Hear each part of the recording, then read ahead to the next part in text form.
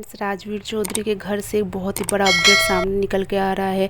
जैसा कि हमने देखा पिछले कई दिनों से सपना को बहुत ज़्यादा मेंटली हैरेस किया जा रहा था और सपना को इतना मजबूर किया जा रहा था कि शायद सपना कुछ गलत कदम उठा ले और सबका रास्ता साफ़ हो जाए। कहा जा रहा है दोस्तों, जो सपना की जेठानी है, सपना की जेठानी ने पहले बहुत से चाल चले, उसके बाद सपना के घर आई माफ़ी मांगने।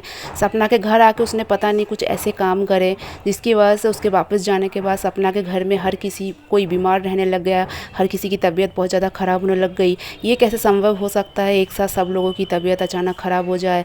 फ्रेंड्स, सपना ने अपने घर में फैमिली पंडित है उनको बुलाया, तो उन्होंने सपना का घर जो वास्तु दोस्त है वो देख के बोला कि कोई यहाँ इस घर में आया था और कोई यहाँ पे कुछ ऐसा काम करके गया जिसकी वजह से शायद आगे जाके आपको बहुत ज़्यादा मुसीबतें आ सकती है। इसलिए कुछ कहने में सुनने में आ रहा है कि शायद सपना यहाँ से शिफ्ट हो सकती है। भविष्य में शायद सपना ये घर बेच के ये लोग बहुत दूसरी जगह शिफ्ट हो सकते हैं, क्योंकि इनके जो बच्चे हैं इनको भी नए नए ऑफ़र्स आ रहे हैं एडवर्टाइजमेंट की तरफ से।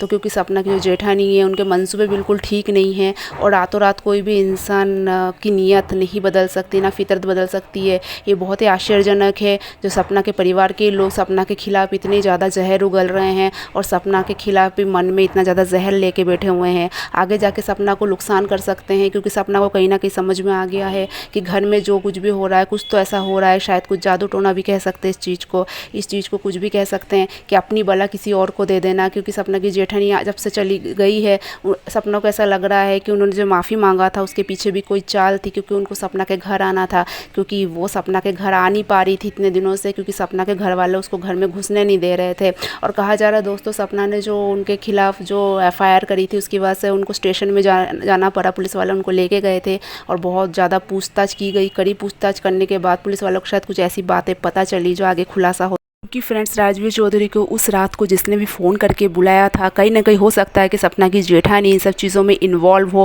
क्योंकि हो सकता है कहीं ना कहीं कहा जा रहा है सपना की जो जेठानी है उनके मंसूबे शुरू से ही ख़राब थे। जब सूरज चौधरी जिंदा थे उनके पास प्रॉपर्टी इतनी ज़्यादा थी, कहीं ना कहीं इनके मन में बहुत ज़्यादा खैर था कि इनके परिवार में इनका घर नहीं बच सका और सपना बहुत ज़्यादा। आगे जाके राजवीर केस पे जो भी कुछ मोड़ आता है हम आपको सबसे पहले अपडेट देंगे। मेरे चैनल के साथ जुड़े रहिए, मेरे चैनल को सब्सक्राइब करिए, क्योंकि यहाँ आपको सारी बातें सच ही मिलेगा।